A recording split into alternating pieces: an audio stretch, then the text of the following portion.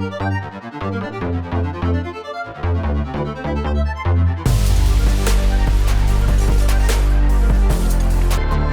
and welcome to Rethinking Education, the series of videos where I talk to some of the most interesting voices in education to get their ideas on teaching and learning. I'm Dom Traynor. I'm Adobe's Education Evangelist for Europe, Middle East and Africa. And today I'll be talking to Olly Newton from the Edge Foundation. Olly, how are you? How are you doing? Hey Dom, it's great to be with you. Yes, all good, thank you. We had our first snow this weekend in Sheffield, so yeah, it's a bit chilly, but otherwise good. Yeah, absolutely. It does sound pretty chilly up that way at the moment. So just to give people a kind of heads up on, your role and Edge, it would be great for you to sort of give them an idea of what it means, because I think, we were introduced through a mutual friend and your colleague, Susan Higgins, a good friend of mine. And I have to be honest, I didn't really know a lot about Edge and what they did and sort of how important they were. And the more I understand what happens at Edge, the more intrigued I am, hence why we're having this conversation. So can you give people an idea of, what do Edge do, what do you do there, and how you ended up there? Of course, yeah, no problem at all. Well, Edge is like the pinnacle of an underground movement. So I'm glad you hadn't heard about us before, because that meant we've been doing our job, keeping undercover. So Edge is an education foundation based in the UK. We've been around here around 12 years now. We work across the UK, and that's really important to us. So not just England, but Scotland, Wales, and Northern Ireland as well, and also the islands around the British Isles. We do a lot of work on island education and increasingly internationally as well. And our mission is all around trying to make education more relevant, from primary school all the way through to higher education. What does that mean? Well, kind of relevant for the 21st century, all those kind of key skills that we keep hearing about. What does that actually mean? How do we get those into education? So in school, we're looking at things like project-based learning, bringing subjects together, bringing subjects to life through real examples from the outside world, helping teachers to go on kind of work experience of their own. We call them teacher externships, to go and spend time in industry. And then through to kind of further education. We're big champions of further education. We think there's a great opportunity there to go even further with things like apprenticeships to really bring education to life. And then in higher education as well, we look at different ways in which we can make that more practical. So for instance, we run a hotel school in the University of Essex. So this is all about saying, let's not just learn on paper how to run a hotel. Let's get the students running a 4-star hotel, because then they'll emerge not only with the qualification, but with 2 years really great experience. So that's kind of what we're about. We do that through a few different themes. One of those is research. So we have a research team in-house, always looking for really great examples, both in the UK and internationally.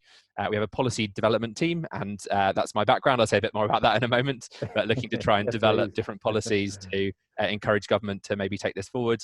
And then we also do delivery work directly with the amazing colleagues in schools and colleges, helping them to do CPD and kind of look at these different examples and not just be wowed by them, but think, actually, how are you going to translate that into maybe changing practice or trying some of that in my classroom?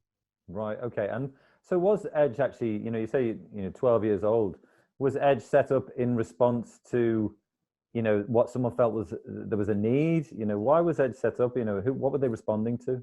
Yeah, really good question. So Edge was set up when the BTEC exams were sold to Pearson, and the money from that sale was put into trust to try and improve the challenge with parity of esteem between academic and vocational qualifications. So that was our heritage. That still matters a lot to us, but we think actually it's best to tackle that, instead of tackling that head on by constantly talking about the academic vocational divide, that can accidentally kind of reinforce it.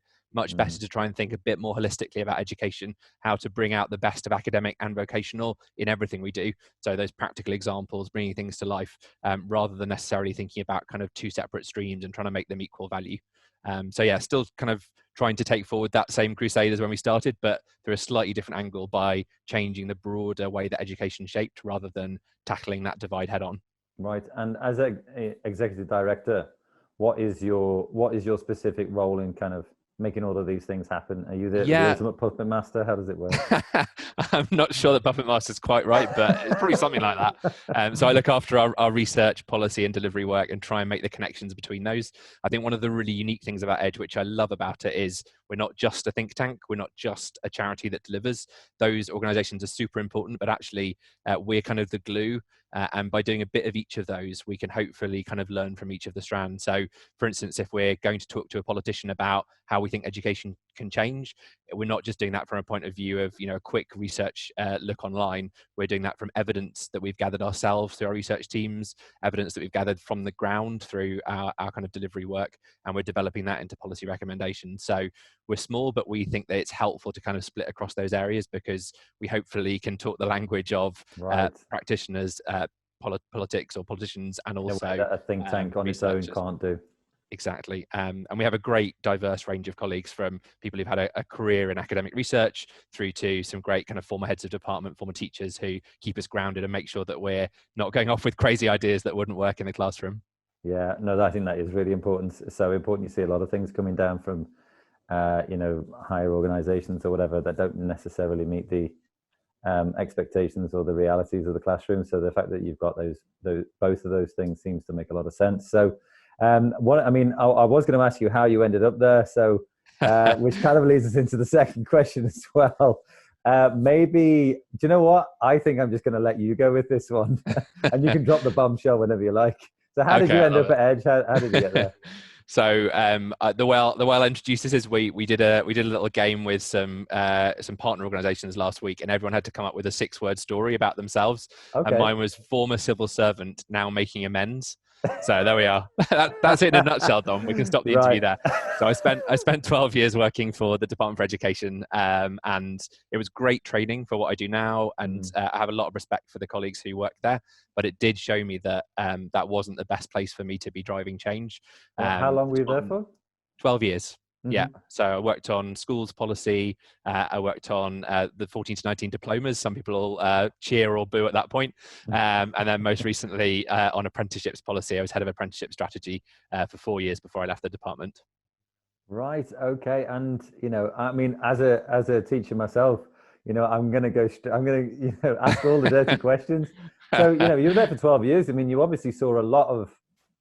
You just saw it all. So what was it like working at the DFE? Yeah, I mean, it's an amazing place, and I think the people who work there are all incredibly committed to kind of doing the right thing and making positive change. I think the system so often gets in the way. There are lots of different ways in which that's a challenge, and I have the privilege of teaching on a few kind of policy making courses now, and that's given me a chance to kind of reflect on kind of what works and what kind of doesn't work in the policy space. I guess one thing that is a real challenge is just the pace of change. I don't need to tell you that I think we've had 30 skills ministers in the last 32 years. Ministers are changing so quickly, and each one wanting to put a stamp on things. And that can be a real challenge, because it sometimes means that they're trying to make a decision that perhaps, looks the best, but isn't necessarily the best kind of long-term solution. And similarly, the way that kind of the civil service works in terms of career structure really encourages people who are doing well to move quite rapidly between posts. So I'm sure lots of people who've had contact with the DFE will have had the experience of kind of emailing their contact and being like, oh, hey Dom, can we have an update? And they're like, oh, I work on prisons now. And you're like, oh, that's kind of taken away that contact. So on the one hand, that's great, because it means that people tend to be generalists and kind of have quite a broad understanding of kind of different policies. But if you're constantly moving from pillar to post, from health to education, it's quite challenging to build up that expertise. And to be honest, that was one of the main reasons that drove me to leave. I'm really passionate about what I do, and I didn't want to go off and do something completely different just for the sake of it. I wanted to kind of stay in this area and become a bit of an expert. So, the obvious question that comes out of the idea of, ministers changing all the time and things like that, having spent so much time at the DFE, would you want to see education taken out of politics? How do you think it would work? Yeah, good question. The short answer is yes, absolutely. I think that the very best thing for education would be some sort of cross-party commission that had the opportunity to set a much longer term vision. And I think, the message that comes back so strongly from schools, in particular colleges, actually, I think we've had the worst of this, is just give us some stability, give us a chance to plan over a few years.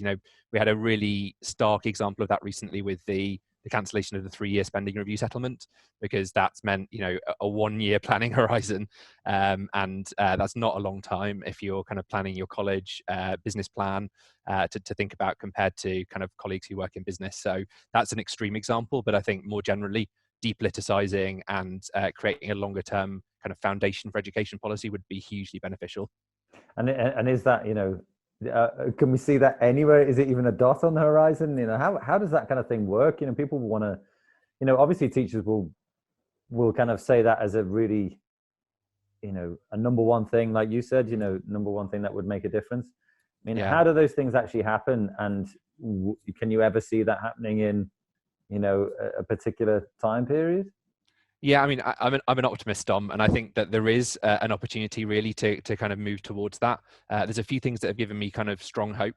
One of those is the way in which the Select Committee on Education functions at the moment, because that's a cross-party group that is, to my mind, putting out really intelligent positions on a lot of this policy. It includes, people from the governing party, but the others as well. But there's a huge kind of level of overlap in terms of kind of sensible suggestions and where they're coming from.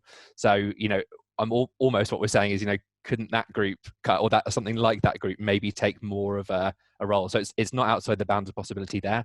I think it's also the case that when we talk to kind of politicians from all stripes about things like making education more relevant, bringing employers in, the development of those kind of skills that employers are looking for, it may be that we tweak the kind of wording slightly in terms of how it falls, but broadly, I think there's a really wide consensus actually on kind of the future of education in its broadest terms.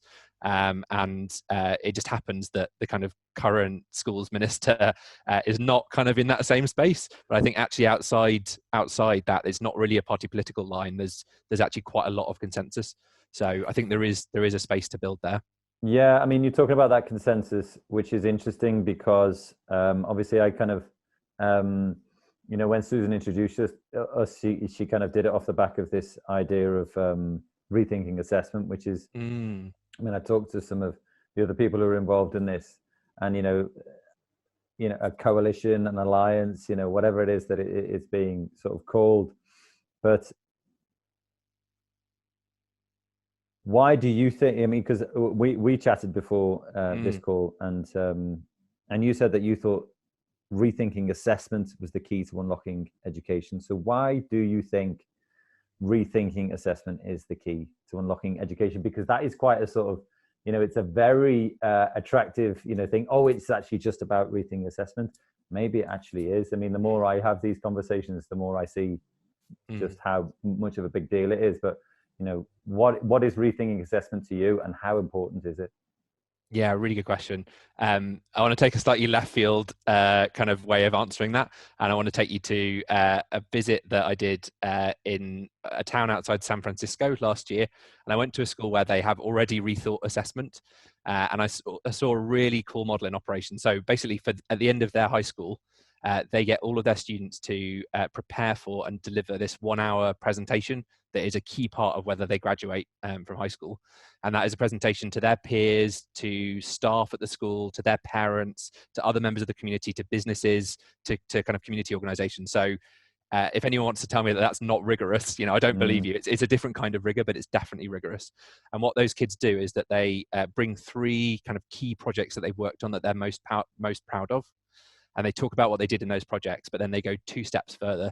They talk about the skills they developed as a result of it. So it's not just that they, achieved by developing, a great project on, this piece of English literature that they've read, but actually what skill did that give them? Okay, well, they've broken that down. And in the case that really sticks in my mind, this young woman was talking about how that helped her to develop her skills for making a really coherent argument.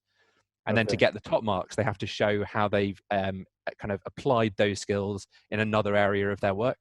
It could be in school, but actually even better if it's outside. So this young woman was talking about how she'd started to support a charity for young Latina women in her community like herself, to really empower them and not let kind of barriers stand in their way. And that was what got her kind of top marks. Right. And the really cool thing was talking to the school. That was putting in place those presentations was one of the first things they did, and everything else kind of filtered in behind that to support it. So because that was the endpoint that teachers were working for, rather than just a written exam, suddenly like those presentation skills, the communication skills, the team working skills suddenly became much more important. And similarly within the curriculum, they started to change the way that they were working to make sure that they were preparing those examples and working towards that form of assessment. So I guess I share that for 2 reasons. One, I think it's a cool way of assessing, because I think it kind of brings out quite a lot of the skills that maybe businesses are looking for most at the moment: creativity, presentation skills, communication.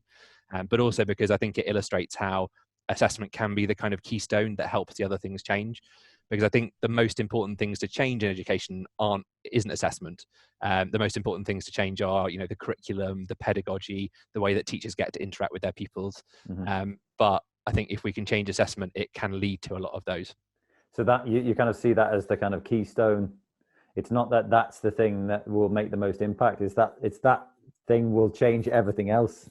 Exactly. Potentially everything filters from that. I think, it's for fans of system thinking, it's like if a system is going to try its best to give you what you tell it you want out of it. And if the government is saying, written exams and league tables are what we want out of the system, that's where it's going to go for. And if we really make a change to what we're measuring and say, actually, rounded young people with a broad range of skills is what we want out of the system, then, that's the right signal to put into the system to try and get the outputs that we want.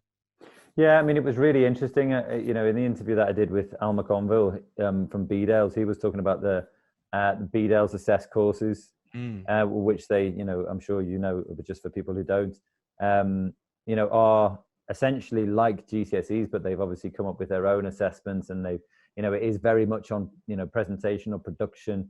Do you feel, I mean, because you'll be doing a lot of research in these kind of areas, and I guess, I mean, I was talking to a parent yesterday actually, and I was saying, and they were asking me, where do you think it's going to go? And this is, I'll probably be proven so wrong, and people will pull this out in years to come. But I kind of feel that people are starting to say, well, okay, GCSEs, for example, I'll make sure that my child or my students do the most important ones, but after that, I'm actually looking for this kind of more rounded, production-based portfolio approach, that kind of thing, so that they get the basics, whether it's English, maths, and science, or whatever it is that they consider to be the basics, and they toe the party line on that one.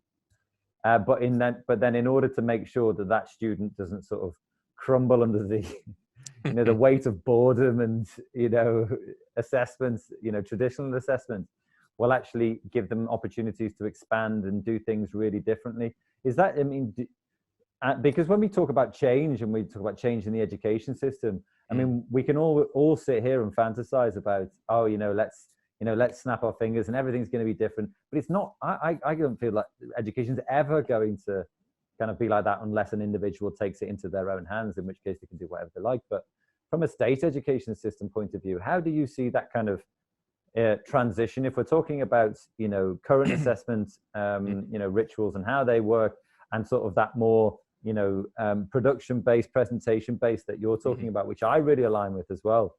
Are we really saying that there's going to be a jump between one and the other? I'm not sure that would be realistic. How do you see that kind of transition if it happens? What's the smoothest way that could happen? Yeah, really great point, Dom. And I think, like with many things, I'd be kind of advocating a bit of a twin track approach here. I think we do need to put some imagination into what the kind of 5-year picture, 5-10-year picture might look like. A bit like we were saying with the kind of idea of an education commission earlier on. Let's have that long-term goal. I don't think we have that yet. And that could look more ambitious. That could look more like something similar to the International Baccalaureate, to have a really broad grounding that would help young people to prepare for the kind of very changing labour market, to have that greater focus on kind of personal development and the development, as you say, of a bit of a portfolio. We only need to look to what employers are looking at now, particularly the tech sector, which is maybe some of the more innovative, but they're much more likely to be looking for somebody's GitHub portfolio, look at their projects, rather than even looking at their qualifications. And I think that's the way things are going to be going.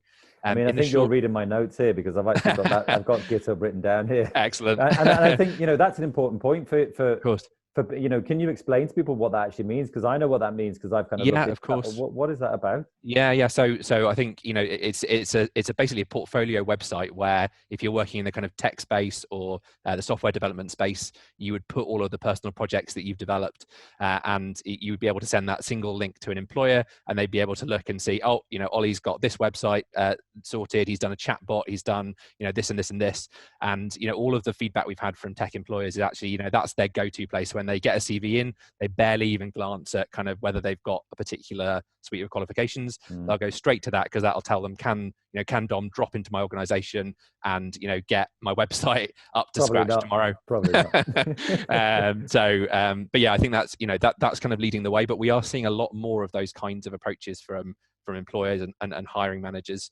which kind of I think is pointing the way. But I think you're absolutely right. We can't get there in one jump, and we absolutely have to think about what the smaller steps are, so that we're not frightening kind of already overburdened teachers by thinking that this is all going to change overnight. And I think there are some smaller steps that we can start to take to get towards this.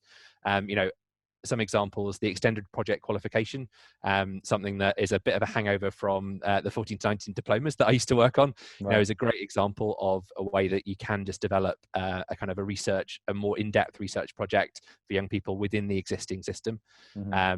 Another kind of example that's emerging really strongly is Skills Builder, a project that Edge has supported and funded, but that's bringing a lot more structure to understanding and measuring and developing those skills that some people have called soft skills in the past. I think we'll all kind of leave that term in 2020, but like 21st century skills, whatever we want to call them, but communications, teamworking, the things that we really care about. And also from our kind of own perspective in the kind of pedagogy world, teachers just starting to take a step out of the more traditional pedagogy and thinking about maybe developing an element of their curriculum as a project, maybe getting to work with an employer or an external organization to set a problem for their students to solve.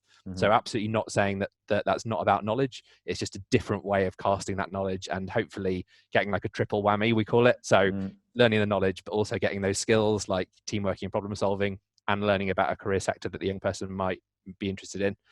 So all within a kind of single project. Right. Okay. And you mentioned the International Baccalaureate. I mean, if that is something that you kind of reference as here's what works, why wouldn't we just adopt that? Yeah, it's a great question, and that absolutely is one of the options we would look at through rethinking assessment.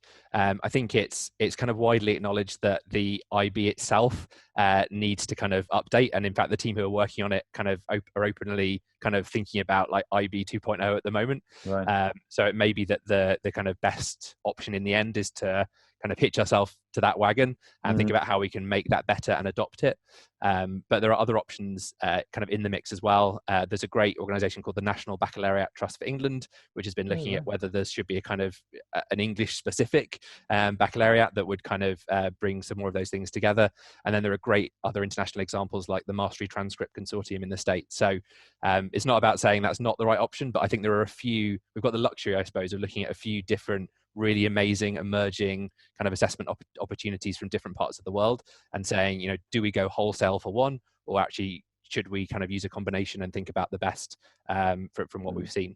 I mean, is this going to be the way that it kind of gets branded when the whole, when things do change and we say, well, we did wait and we did, we waited our time, but I mean, yeah, I mean, I guess, when you look at that sort of worldwide sort of 50,000 foot view, if you had to send your own child to a particular place now, can you kind of give us an example of somewhere where you think, what, absolutely, I'd love them to be in that school? Oh, good question. So actually, it wouldn't be too long a commute, because one of the most amazing schools that I've ever visited is just near where I live. It's in Doncaster. So it's XP School, which people can look up online. Yeah. It's a school that's built on the model that we saw in High Tech High, which is based over in San Diego. They have done away with individual subjects, and they teach through cross-curricular projects, either in STEAM or humanities, and it makes for a very engaging curriculum. So take one example of a project that we kind of followed all the way through. The students were looking at the driving question of who speaks for the trees, and they took the Lorax as the kind of set text for that, and they did a whole kind of term looking at the environmental implications, looking at the kind of through the maths lens, through the English lens, and they developed this beautiful mural across one wall of the school as their kind of finishing product. And at the end of each term, they will present their kind of final product from their projects to a big audience of kind of community organizations, employers. So it's a wonderful school. It kind of provides that broad balance, but one of their elements of their motto is also be kind, and I just love their kind of focus on values and a kind of real kind of heart of the community school in Doncaster.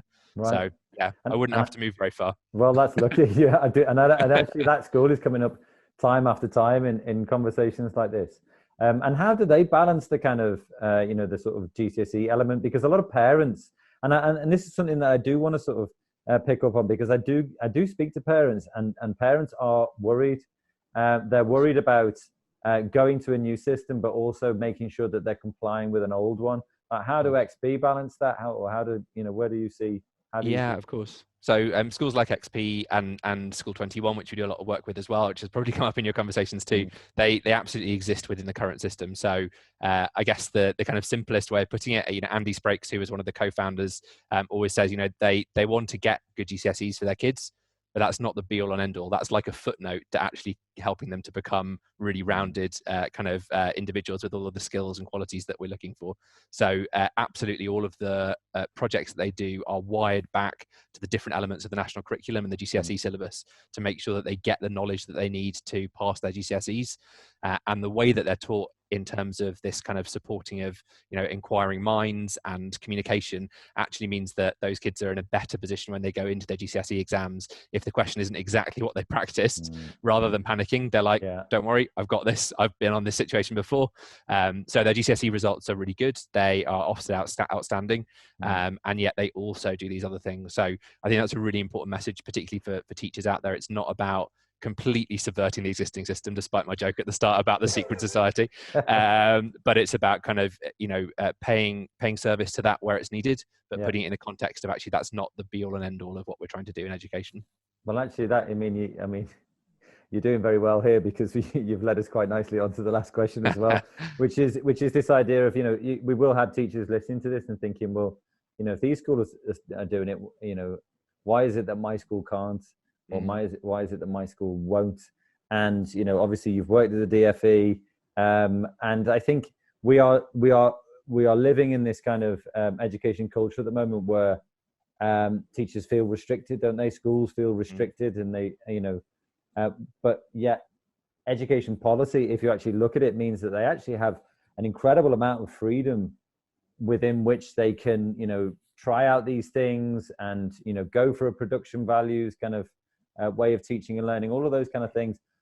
But the issue seems to be that head teachers and teachers don't feel like they have that kind of freedom, perhaps linked to the assessment thing, when actually they can do it exactly whatever they want. So I want to know, what is the freedom that schools have? How far can they push these kind of so-called boundaries?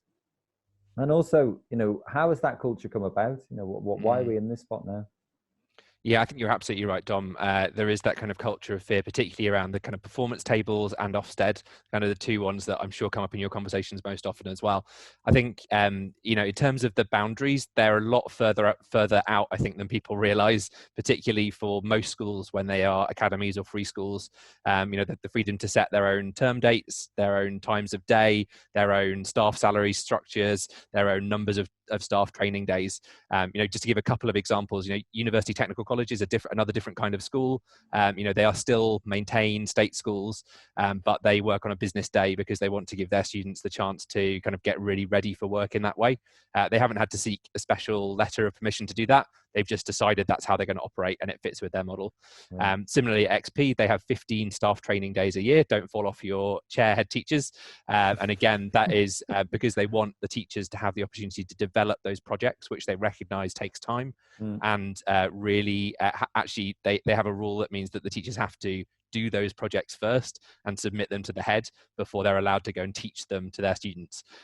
So it gives them a chance to do that. But because they've built up the rationale for that, shared that with their parents, shared that with their governing body, they're able to do that. And there's no no special permission. So I guess the key thing is helping head teachers and others to feel brave in this space. And so there's a few things that we want to do to be able to kind of help them to do that. One is just creating the kind of glue and the network to help to do that. So we're going to be launching in February our Edge Future Learning. We're calling it our kind of community of schools that are up for doing something differently and wanting to support each other. Because from everything we've heard from heads and others, if they've got somebody else to call who's been through it or who's another example, that can really help to make them feel braver in this space. And then allied to that, we want to develop a really strong evidence base. So both a kind of academic literature base, which we're doing in partnership with the University College London, but also a kind of rich set of examples and kind of data from the ground, I suppose, that helps to show the kind of rationale for that.